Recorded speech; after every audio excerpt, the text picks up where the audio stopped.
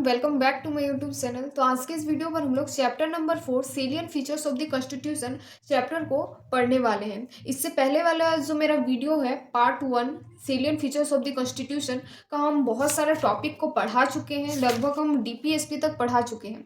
तो आज का ये वीडियो में हम फंडामेंटल ड्यूटीज से स्टार्ट करेंगे। अगर आप लोग पार्ट 1 का जो वीडियो है वो नहीं देखे हैं तो प्लीज़ सबसे पहले वो देख लीजिए, देन उसके बाद ये वीडियो को देखिएगा, ताकि आप लोगों का जो कन्फ्यूज़न है, जो आप लोगों का डाउट है ना, वो एकदम क्रिस्टल क्लियर हो जाए। आया समझ में? तो इन डिटेल तरीके से ये चैप्टर को हम लोग पढ़ने वाले हैं ये वीडियो पर। और अगर वीडियो अच्छा लगे तो प्लीज़ लाइक एंड सब्सक्राइब ज़रूर कर दीजिएगा। तो चलिए फटाफट से जो हम लोगों का टॉपिक है उसको स्टार्ट करते हैं। इससे पहले वाले वीडियो पर हम लोग डीपीएसपी तक पढ़े थे। आज का इस वीडियो पर हम लोग फंडामेंटल ड्यूटीज से स्टार्ट करेंगे। हम लोग एक लाइन बाय लाइन पढ़ेंगे, एकदम अच्छे से समझेंगे। आप लोग सिर्फ पेशेंस बना के रखिए और ध्यान से समझिएगा, ठीक है? तो हम लोगों का है फंडामेंटल ड्यूटीज़। फंडामेंटल ड्यूटीज़ का मतलब क्या होता है? आप लोग तो फंडामेंटल राइट्स पढ़े ही होंगे। कुछ हम लोगों का ना ड्यूटीज़ होता है, कुछ हम लोगों का कर्तव्य होता है देश के प्रति, कि नहीं, अगर आप इस देश के नागरिक हैं तो आप लोगों को कुछ कर्तव्य है जिसका आप लोगों को पालन करना पड़ेगा। तो वही कर्तव्य के बारे में, मीन्स फंडामेंटल ड्यूटीज़ के बारे में ये टॉपिक में हम लोग पढ़ने वाले हैं। तो क्या बोल रहा है कि the original constitution did not provide for the fundamental duties of the citizen. मतलब कि जब शुरू में हम लोगों का कॉन्स्टिट्यूशन बना था ना, तब हम लोगों का कॉन्स्टिट्यूशन में फंडामेंटल ड्यूटीज को ऐड नहीं किया गया था। These were added during the operation of internal emergency 1975 to 77 by the 42nd Constitutional Amendment Act of 1976। ये जो फंडामेंटल ड्यूटीज है ना, ये 42nd कॉन्स्टिट्यूशनल अमेंडमेंट एक्ट 1976 में ऐड किया गया था। Recommendation of the Swaraj Singh committee, किसका रिकमेंडेशन के इस पर? स्वराज सिंह कमेटी की रिकमेंडेशन पर ये हम लोगों का फंडामेंटल ड्यूटीज़ को हम लोगों का कॉन्स्टिट्यूशन में ऐड किया गया। और ये आप लोगों को पता होना चाहिए कि जो हम लोगों का 42nd कॉन्स्टिट्यूशनल अमेंडमेंट एक्ट है ना, वो हम लोगों का एक मिनी कॉन्स्टिट्यूशन के नाम से भी जाना जाता है, क्योंकि ये कॉन्स्टिट्यूशनल अमेंडमेंट एक्ट में ना बहुत सारे चेंजेस आया, बहुत सारा। तो ये आप लोगों को पता होना चाहिए, क्योंकि इससे पहले वाले चैप्टर में हम लोग पढ़ चुके हैं कि 42nd कॉन्स्टिट्यूशनल अमेंडमेंट एक्ट एक मिनी कॉन्स्टिट्यूशन के नाम से भी जाना जाता है। The 86th Constitutional Amendment Act of 2002 added one more fundamental duties। देखिए यहाँ पर बहुत ही ज़्यादा कन्फ्यूजन होता है, ध्यान से समझिएगा। 42nd Constitutional Amendment Act में हम लोगों का फंडामेंटल ड्यूटीज़ को ऐड किया गया, लेकिन जो हम लोगों का 86 Constitutional Amendment Act में ना जितने भी सारे फंडामेंटल ड्यूटीज़ थे ना, उसके अलावा और एक फंडामेंटल ड्यूटीज़ को ऐड किया गया था। ये लाइन का मतलब ना यही है, 42nd Constitutional Amendment Act में फंडामेंटल ड्यूटीज़ को ऐड किया गया, लेकिन 86 कॉन्स्टिट्यूशनल अमेंडमेंट एक्ट में और एक फंडामेंटल ड्यूटीज़ को ऐड किया गया था। जो भी पहले का फंडामेंटल ड्यूटीज़ रहा होगा उसमें और एक ऐड किया गया था। Part 4A of the constitution which consist of only one article. हम लोगों का जो कॉन्स्टिट्यूशन में पार्ट 4A है ना, उसमें सिर्फ एक ही को आर्टिकल है, वो है article 51A। Specify the 11 fundamental duties. हम लोगों का 11 फंडामेंटल ड्यूटीज़ है, और वो क्या क्या है? रिस्पेक्ट द कॉन्स्टिट्यूशन, हम लोगों को अपना कॉन्स्टिट्यूशन का रिस्पेक्ट करना चाहिए। नेशनल फ्लैग का रिस्पेक्ट करना चाहिए। नेशनल एथम का रिस्पेक्ट करना चाहिए। To protect the sovereignty, unity and integrity of the country, हम सब लोगों को एक समान एकजुट होकर रहना चाहिए। To promote the spirit of common brotherhood among all the people, सभी के साथ एकदम भाईचारा बनाकर रहना चाहिए। To preserve the rich heritage of our composite culture and so on, साथ ही साथ हम लोगों का जो संस्कृति है उसको भी बचाकर चलना चाहिए। The fundamental duties serve as a reminder to citizens that while enjoying their rights, they also have to be quite conscious of duties they owe to their country। हम लोगों का जो फंडामेंटल ड्यूटीज़ है ना, वो हम लोगों को ये याद दिलाते रहता है कि आप लोग जो अपना राइट्स को इंजॉय करते हैं ना, हम लोगों का फंडामेंटल राइट्स को जो इंजॉय करता है ना, उसके साथ साथ कुछ आप लोगों का कर्तव्य भी है, उसमें भी थोड़ा सा ध्यान देना चाहिए। वो आप लोगों का ड्यूटीज़ में भी आप लोगों को पूरा ध्यान देना चाहिए। Their society and to their fellow citizen. हम लोगों का कंट्री के प्रति क्या ड्यूटीज़ है, हम लोगों का सोसाइटी के प्रति क्या ड्यूटीज़ है, फेलो सिटीजन के प्रति क्या ड्यूटीज़ है, ये सारी चीज़ें। However like the directive principle the duties are also non justiciable in nature. जिस तरह से हम लोगों का डीपीएसपी हम लोग देखे थे कि वो नॉन जस्टिसेबल है, उसी तरह से हम लोगों का जो फंडामेंटल राइट्स है वो भी नॉन जस्टिसेबल है। मतलब कि कोर्ट इसमें आप लोगों को इन्फोर्स नहीं करेगी, वो गवर्नमेंट ही है जो आप लोगों को ये फंडामेंटल ड्यूटीज़ वगैरह इन्फोर्स करेगी। आया समझ में। अब हम लोग आते हैं ए सेकुलर स्टेट। सेकुलर का मतलब क्या होता है आप लोगों को पता होगा, पता है? अच्छा ठीक है, चलिए हम बता देते हैं। सेकुलर स्टेट, सेकुलर का मतलब ये होता है ना कि वैसा कंट्री, वैसा स्टेट जिसमें ना कोई भी पर्टिकुलर रिलीजन को ना माने, सभी धर्मों का उसमें मान सम्मान हो, सभी धर्मों को एकदम समान रूप से देखा जाए। जैसे कि हम लोगों का इंडिया, हम लोगों का इंडिया एक सेकुलर स्टेट है, सेकुलर कंट्री है, क्योंकि इंडिया में कोई भी एक पर्टिकुलर रिलीजन का ये कंट्री नहीं है। यहाँ पर सभी धर्मों का सम्मान किया जाता है, सभी धर्मों के लोगों को एकदम इक्वली देखा जाता है। दैट्स वाई हम लोगों का जो इंडिया है वो सेकुलर कंट्री में आता है। सेकुलर का मतलब समझ में आया? अब चलिए सेकुलर से रिलेटेड बहुत सारे यहाँ पर आर्टिकल्स वगैरह दिया हुआ है, उस चीज़ के बारे में पढ़ते हैं।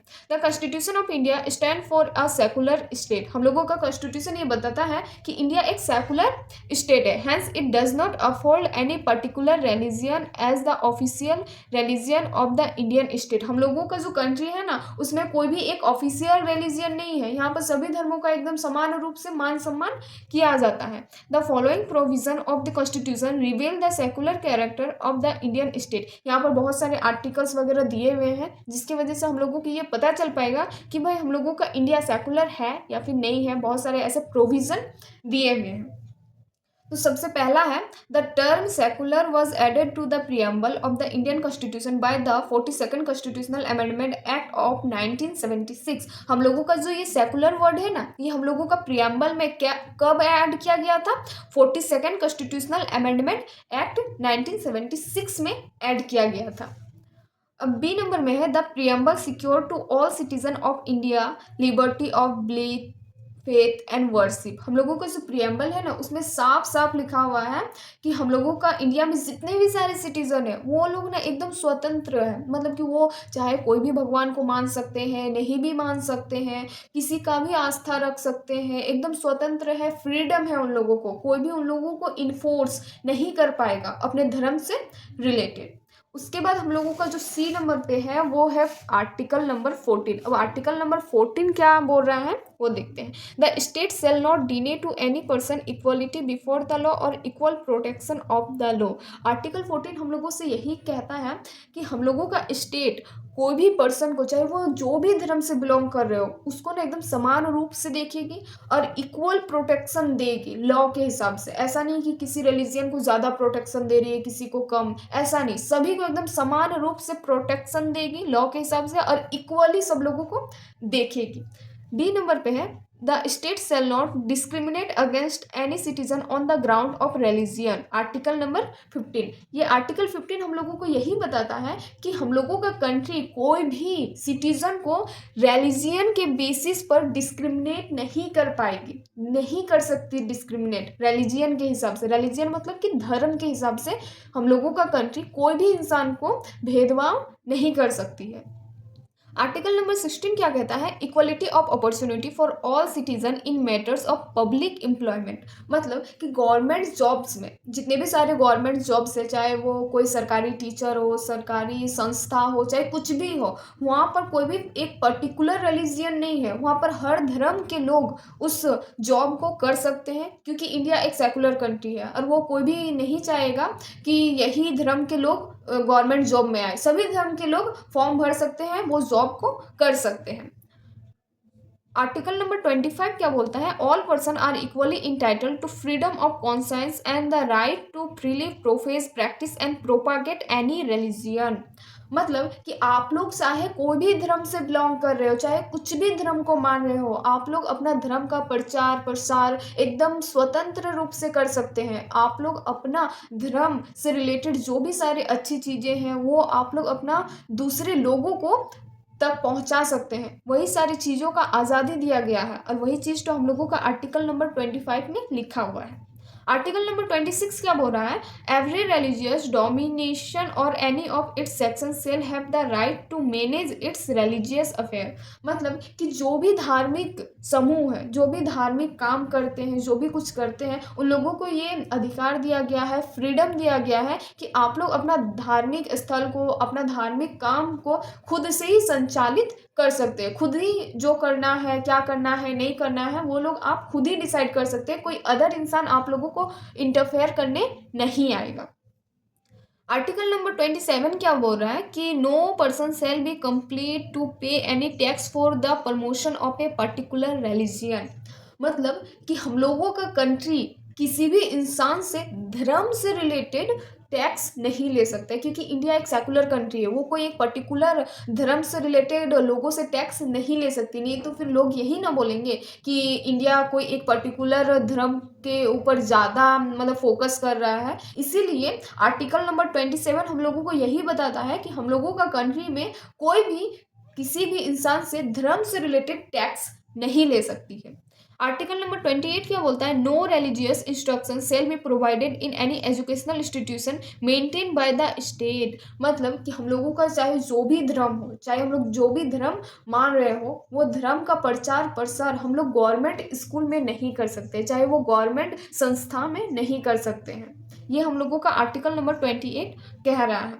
अब आर्टिकल नंबर 29 क्या बोल रहा है? Any section of the citizen shall have the right to conserve its distinct language, script और कल्चर। मतलब कि जो भी सिटीजन है, चाहे वो कोई भी धर्म से बिलोंग कर रहे हो, उन लोगों को ये फ्रीडम दिया गया है कि आप लोग अपना लैंग्वेज को, जो आप लोगों का भाषा है, जो आप लोगों का लिपि है, उसको ना आप लोग बचा कर रखें। जो आप लोगों का संस्कृति है उसको ना आप लोग बचा कर रखें। किसी और का दबाव में आकर आप अपना धर्म को नहीं बदल सकते, आप अपना लैंग्वेज को नहीं चेंज कर सकते, आप अपना संस्कृति को नहीं बदल सकते। यही हम लोगों को आर्टिकल 29 कहता है।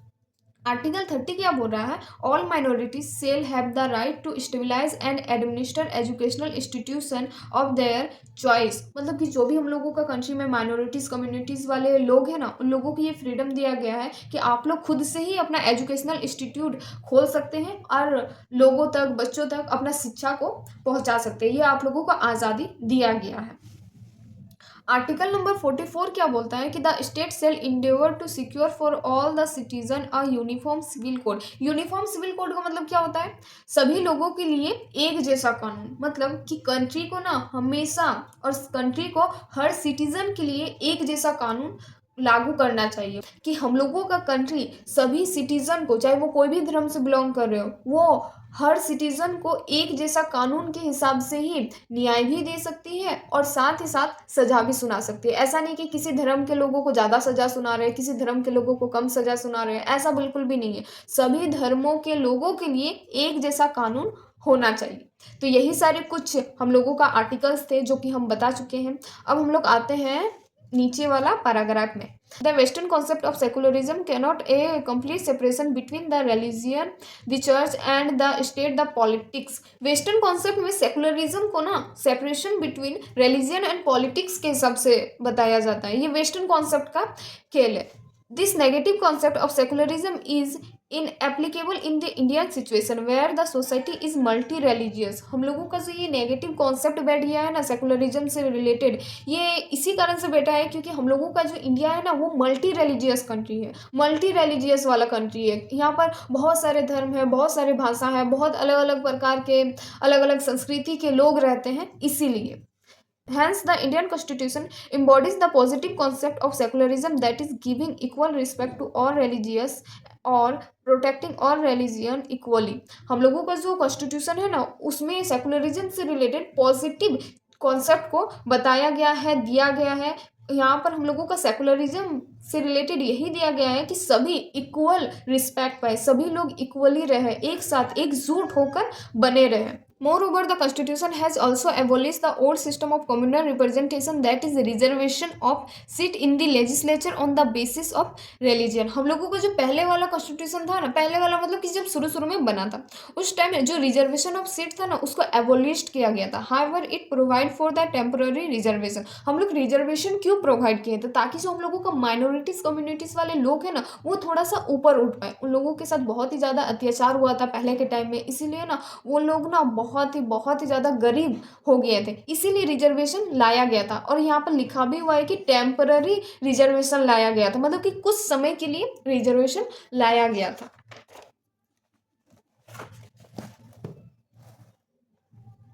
For the scheduled caste and scheduled tribe to ensure adequate representation to them. scheduled caste और scheduled tribes के लिए लाया गया था अपना रिप्रेजेंटेशन को मेंटेन करने के लिए, क्योंकि पहले के टाइम में बहुत ही ज़्यादा अत्याचार हो गया था उन लोगों के ऊपर, इसीलिए वो लोग ना थोड़ा सा बहुत ही ज़्यादा माइनॉरिटीज़ में आ गए थे, इसीलिए रिजर्वेशन सीट को लाया गया था. अब हम लोग पढ़ेंगे universal adult franchise. Universal adult franchises का मतलब क्या होता है? देखिए सबसे पहले ना हेडिंग को समझ लीजिए. हेडिंग को समझ लेंगे ना तो फिर टॉपिक को ना ऑटोमेटिक थोड़ा बहुत समझ में आने लग जाएगा. तो हेडिंग को समझना बहुत ही ज़्यादा ज़रूरी है. यूनिवर्सल अडल्ट फ्रेंचाइजी का मतलब ये होता है ना वोट देने का अधिकार.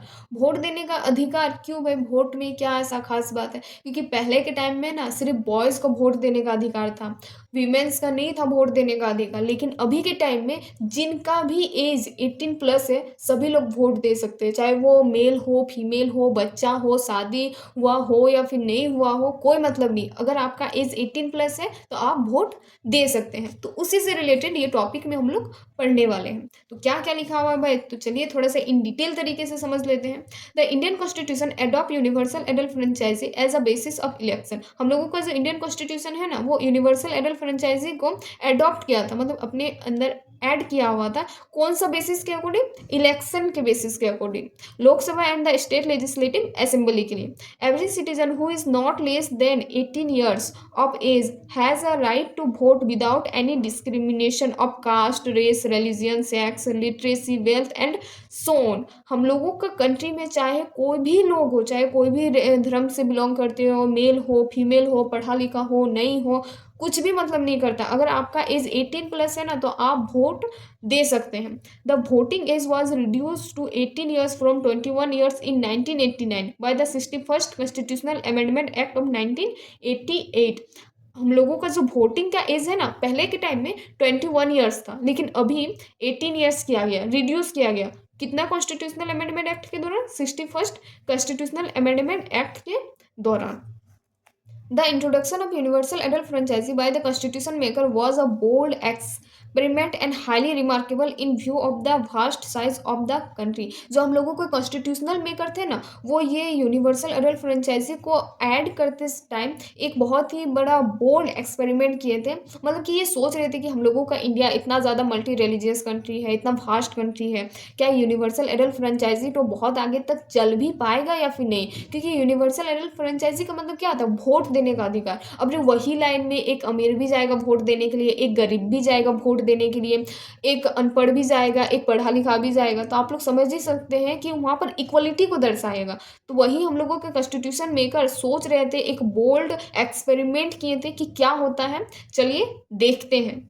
It huge population, high poverty, social inequality and overwhelming illiteracy. वही सारी चीज़ें हैं जैसे कि गरीबी है हम लोगों का देश में, सोशल इनइक्वलिटी है मतलब छुआछूत का बीमारी था, ओवरवेलमिंग इलिटरेसी अनपढ़ है, कुछ पढ़ा लिखा है, वही सारी चीज़ें के चलती. Universal adult franchise makes democracy broad based, enhance the self respect and prestige of the common people. हम लोगों का जो यूनिवर्सल अडल्ट फ्रेंचाइजी है ना ये सभी लोगों का एक सेल्फ रिस्पेक्ट को बढ़ाता है. जो भी गरीब दुखी लोग हैं उन लोगों का एक मान सम्मान प्रतिष्ठा को एक बचाता है, आगे बढ़ाता है. Uphold the principle of equality, enable minorities to protect their interest and open up new hopes and visits for weaker section. ये जो सारी चीज़ें हैं ना इक्वलिटी से रिलेटेड हम लोगों का चीज़ें को दर्शाता है. जैसे यूनिवर्सल एडल्ट फ्रेंचाइजी ये ना माइनॉरिटीज़ कम्युनिटी लोगों के लिए ना एक नया होप का दरवाज़ा खोलते हैं कि भाई हम लोग भी कुछ आगे चल कर सकते हैं, क्योंकि यहाँ पर इक्वलिटी को दर्शाता है. तो वही सारी चीज़ें इस टॉपिक में दिया हुआ है. इन डिटेल तरीके से हम पढ़ा दिए हैं। अब आप लोगों के ऊपर डिपेंड करता है कि आप लोग कितना समझे हैं। अब हम लोग आते हैं सिंगल सिटीजनशिप की ओर। तो सबसे पहले हम लोग हेडिंग को समझेंगे, क्योंकि हेडिंग को समझ गए मतलब कि पूरा टॉपिक का 50% जो चीज़ है उसको आप लोग समझ गए। तो हेडिंग में है सिंगल सिटीजनशिप। सिंगल सिटीजनशिप का मतलब क्या होता है? सबसे पहले सिटीजनशिप का मतलब समझते हैं कि सिटीजनशिप का मतलब क्या होता है। जैसे कि हम लोग इंडिया में रहते हैं, हम लोग अगर कहीं पर भी बाहर जाएंगे किसी अदर कंट्री में, तो हम लोग क्या बोलेंगे अपने आप को कि हम लोग क्या है? इंडियंस हैं। I am Indians. तो ये इंडियंस क्या है? सिटीजनशिप है। हम लोगों का इंडिया का सिटीजनशिप मिला है। तो आप लोग कभी भी बाहर जाएंगे ना, तो आप लोग ये नहीं बोलोगे कि हम झारखंड से है, बिहार से है, वगैरह वगैरह। वो इंडिया में है तभी वो सारी चीज़ें काम आएगा। लेकिन जैसे ही आप लोग हम लोगों का कंट्री से बाहर जाएंगे, विदेश जाएंगे ना, फॉरेन कंट्री, तो आप लोगों को यही बोलना पड़ेगा कि आई एम इंडियन। हम लोग इंडिया के रहने वाले हैं। तो ये इंडियन शब्द जो है ना, वो ही है सिटीजनशिप। तो हम लोगों का इंडिया में सिंगल सिटीजनशिप चलता है। मतलब कि हम लोगों का चाहे हम लोग कहीं पर भी जाए, हम लोग इंडिया का ही नाम लेंगे। मान लेते फॉर एग्जांपल अमेरिका गए, तो अमेरिका में जाने के बाद हम लोग यही बोलेंगे कि हम लोग इंडिया के रहने वाले हैं, आई एम इंडियंस। ना कि ये बोलेंगे कि हम लोग झारखंड के हैं, हम लोग बिहार के हैं, हम लोग मध्य प्रदेश के हैं, हम लोग पंजाब के हैं, वगैरह वगैरह चीज़ें। तो इंडिया का सिर्फ एक ही सिटीजनशिप है जो कि है इंडियन सिटीजनशिप। लेकिन अगर वही बात अगर हम लोग अमेरिका का देखें, यूएसए का देखें, तो वहाँ पर डबल सिटीजनशिप चलता है। वहाँ का एक अमेरिका का सिटीजनशिप तो मिलता ही है, साथ ही साथ जो स्टेट से वो लोग बिलोंग करते हैं ना, वो स्टेट का भी एक अलग सा सिटीजनशिप दिया जाता है। तो वही सारी चीज़ें यहाँ पर इन डिटेल तरीके से हम लोग पढ़ेंगे। तो चलिए एक एक लाइन पढ़ते हैं और अच्छे तरीके से समझते हैं। Though the Indian Constitution is federal and abrogates a dual polity central and state, it provides for only a single citizenship, that is the Indian citizenship। देखिए यहाँ पर लिखा हुआ है, जो अभी हम बताएं कि इंडियन कॉन्स्टिट्यूशन में ये दिया हुआ है कि हम लोगों का इंडिया में डुअल पॉलिटी चलता है। मतलब कि सेंटर में अलग गवर्नमेंट रहेंगे, स्टेट में अलग गवर्नमेंट रहेंगे, लेकिन हम लोगों का जो इंडिया है ना, वो ओनली सिंगल सिटीजनशिप को प्रोवाइड करता है, जो कि है Indian citizenship. In country like the USA on the other hand, each person is not only a US citizenship but also a citizen of a particular state। USA में सिर्फ आप लोगों को यूएस का सिटीजनशिप नहीं, but also citizenship the particular state. वहाँ पर आप लोग जो भी स्टेट से बिलोंग कर रहे हैं ना, वो स्टेट का भी आप लोगों को सिटीजनशिप दिया जाएगा। टू विच ही बिलोंग्स, जहाँ से वो इंसान बिलोंग कर रहा है। दस ही on alliance to both the enjoy dual set of right. वहाँ का तो इंसान डुअल सेट ऑफ राइट को एकदम इंजॉय करता है। One comfort by the national government, national government की तरफ से एक सिटीजनशिप मिलता है, और अनदर बाय स्टेट गवर्नमेंट, और एक स्टेट गवर्नमेंट की तरफ से सिटीजनशिप मिलता है। लेकिन अगर इंडिया का बात करें, तो in India all citizen irrespective of state in which they are born और reside enjoy the same political and civil rights of citizenship all over the country and no discrimination is made between them. मतलब कि India में जो भी सारे बच्चे हैं, चाहे वो कोई भी स्टेट में जन्म ले रहे हो, उसको हम इंडिया का ही सिटीजनशिप मिलेगा। उसको इस बात से डिस्क्रिमिनेट नहीं किया जाएगा कि भाई तुम दूसरे स्टेट में जन्म लिए हो। आप लोग चाहे कोई भी स्टेट में जन्म लीजिए, लेकिन आप लोगों को सिटीजनशिप किसका मिलेगा? इंडिया का ही मिलेगा। अगर इंडिया के अंदर का स्टेट में जन्म लिए हो, तो अगर अदर कंट्री में लिए हो, तो फिर वो कंट्री का आप लोगों को सिटीजनशिप मिलेगा।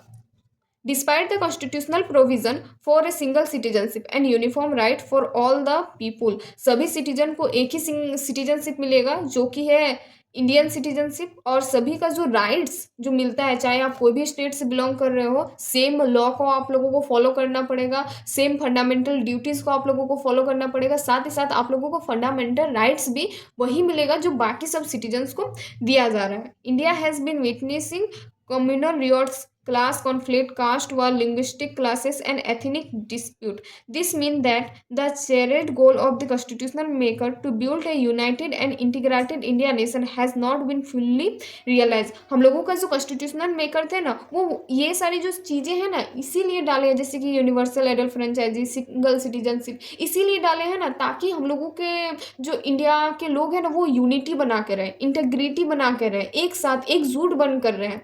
लेकिन अभी तक तो ये फुल्ली रियलाइज नहीं किया गया है। अभी भी कहीं कहीं पर अभी भी छुआछूत का बीमारी चलता है, अभी भी बहुत सारे लोग एक दूसरे लोगों से घिन करते हैं। लेकिन आने वाले समय में हो सकता है ये सारी चीज़ें ख़त्म हो जाए। तो ये टॉपिक समझ में आया, सिंगल सिटीजनशिप। अब हम लोग आते हैं नेक्स्ट टॉपिक की ओर, जो कि है इंडिपेंडेंट बॉडीज, इंडिपेंडेंट बॉडीज का मतलब क्या होता है? सबसे पहले हम लोग हेडिंग को समझ लेते हैं कि हेडिंग का मतलब क्या होता है। इंडिपेंडेंट का मतलब तो आप लोग समझ ही रहे होंगे, स्वतंत्र शरीर। अब ये स्वतंत्र शरीर क्या है भाई, अब ये इसका मतलब क्या है भाई, अब ये टॉपिक को इन डिटेल तरीके से पढ़ेंगे तो अच्छा से एकदम समझ में आ जाएगा। तो चलिए पढ़ते हैं ये बॉडी को एकदम अच्छे से।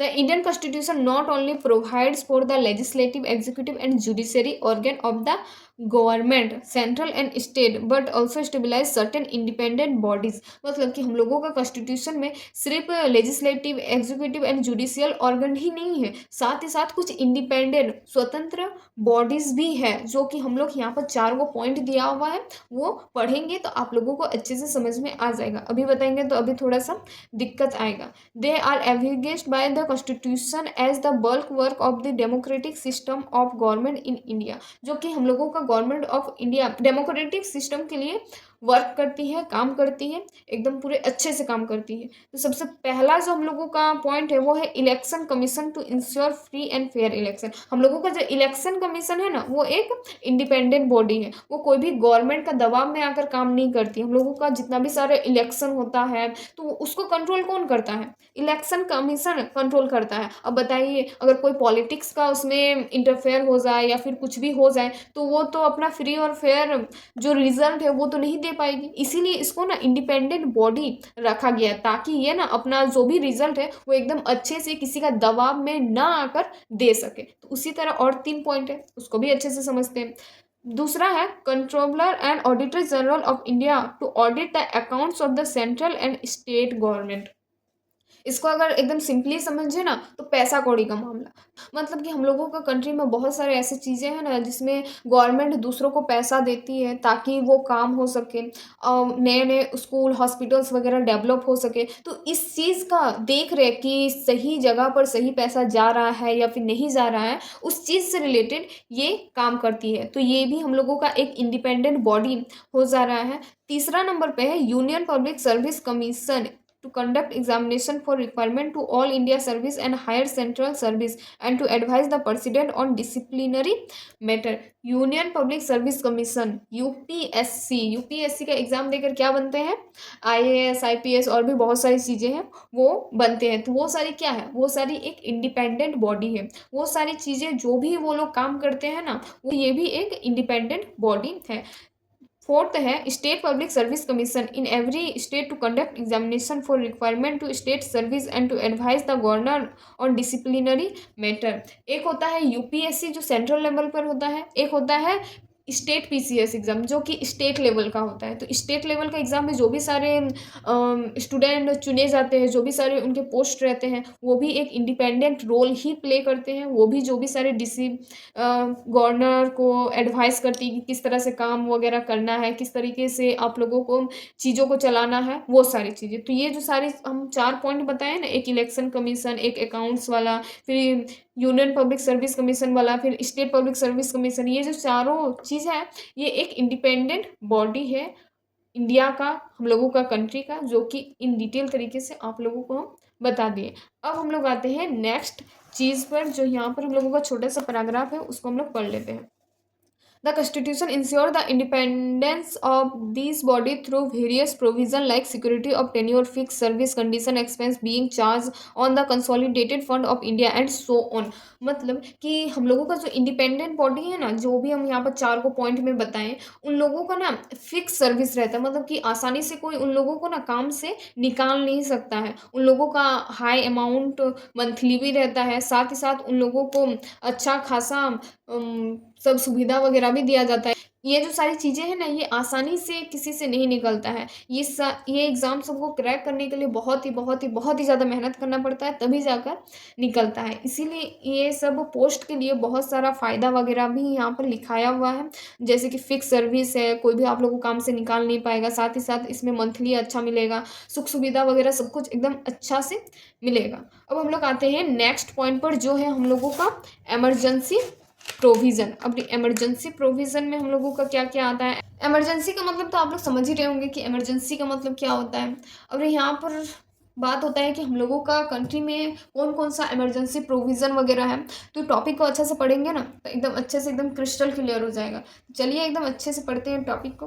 The Indian constitution contain elaborate emergency provision to enable the president to meet any extra ordinary situation effectively. हम लोगों का इंडिया में चाहे कुछ भी इमरजेंसी आ जाए तो उसमें प्रेसिडेंट हम लोगों का इमरजेंसी प्रोविज़न के द्वारा इमरजेंसी लगा सकती है। The rationality behind the incorporation of this provision is to safeguard the sovereignty, unity, integrity and security of the country। ये इमरजेंसी इसीलिए ही लगाया जाता है ताकि हम लोगों का जो इंडिया है ना उसमें यूनिटी बना रहे हैं, इंटीग्रिटी बना रहे हैं, सिक्योरिटी बना हुआ रहे हम लोगों का इंडिया का। The democratic political system and the constitution. कुछ यहाँ पर दिया हुआ है, इमरजेंसी से रिलेटेड 3 टाइप्स दिया हुआ है जो कि यहाँ पर अभी हम लोग पढ़ेंगे। सबसे पहला है नेशनल इमरजेंसी जो कि आर्टिकल 352 में हम लोगों का लिखा हुआ है। जैसे कि दूसरे देश अगर हम लोगों का देश में हमला कर दे या फिर लड़ा झगड़ा मारपीट हो जाए ना तो ये आर्टिकल के द्वारा हम लोग नेशनल इमरजेंसी लगा सकते हैं। उसमें ना हम लोगों का जो भी स्टेट गवर्नमेंट के पास जो भी पावर है, फिर बहुत सारे जितने भी सारे पावर है ना वो सीधा एकदम सेंट्रल की तरफ चल जाता है, सेंट्रल के पास पावर आ जाता है। उस टाइम ना नेशनल इमरजेंसी के टाइम इंडिया ना एक यूनिटरी गवर्नमेंट की तरह काम करने लगती है। बी नंबर पे है स्टेट इमरजेंसी। स्टेट इमरजेंसी में क्या होता है कि स्टेट के बीच में अनबन हो गया, लड़ाई झगड़ा हो गया, देन उस टाइम ना आर्टिकल 365 के द्वारा स्टेट इमरजेंसी लगाया जाता है वो प्रॉब्लम को सॉर्ट आउट करने के लिए। तीसरा है financial emergency on the ground of threat to financial stability और credit of India. Financial emergency के लिए आर्टिकल 360 को लगाया जाता है। यहाँ पर 3 टाइप्स का इमरजेंसी है जो कि बहुत ही ज़्यादा इंपॉर्टेंट है, आप लोगों को याद होना चाहिए। 3 टाइप्स ऑफ इमरजेंसी क्या क्या है? एक नेशनल इमरजेंसी जो कि आर्टिकल 352 में है, एक है स्टेट इमरजेंसी जो कि आर्टिकल 365 में है, और एक फाइनेंशियल इमरजेंसी जो कि आर्टिकल 360 में दिया हुआ है। ठीक है।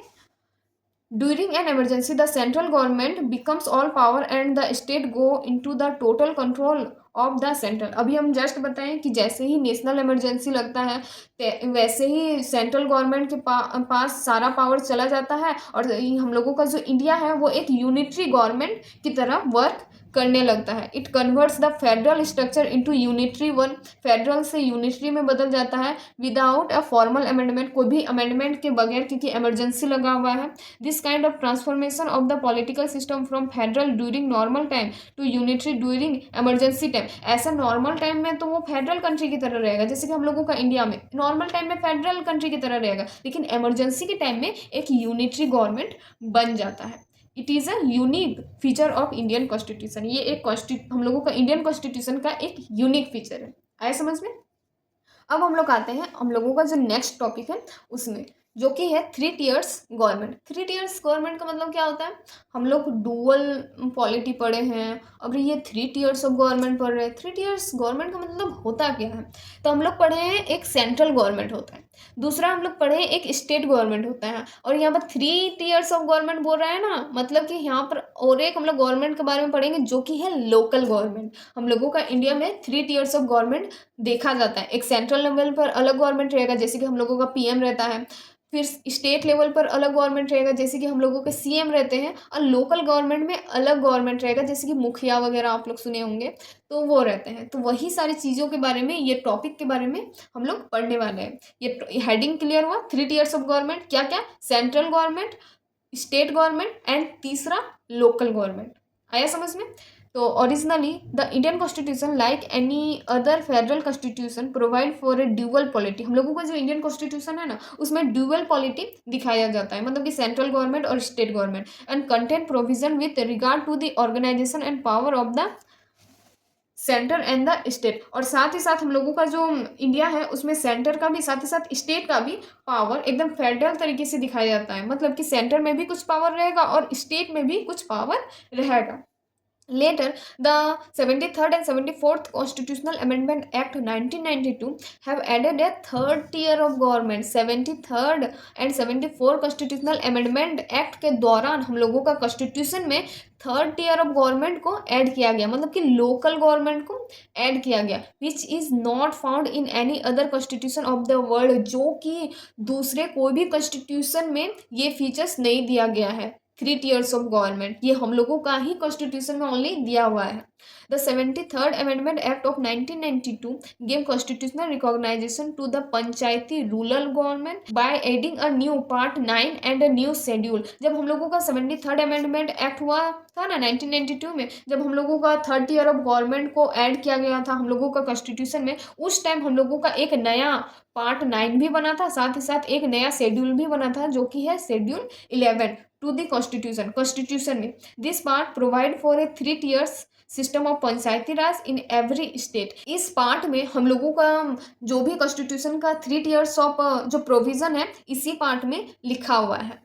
और this part provide for a 3 tier system of Panchayati Raj every state, और सभी स्टेट में ये 3 tiers of Panchayati Raj system आप लोगों को देखने को मिलेगा, विलेज में, इंटरमीडिएट एंड डिस्ट्रिक्ट लेवल में। Similarly this 74th amendment act of 1992 gives constitutional recognition to the municipalities urban local government. आप लोगों को पंचायती राज रूरल एरिया में मिलेगा, लेकिन जो अर्बन जैसे कि सिटी वगैरह में ना आप लोगों को म्यूनसिपैलिटीज मिलेगा। क्या मिलेगा?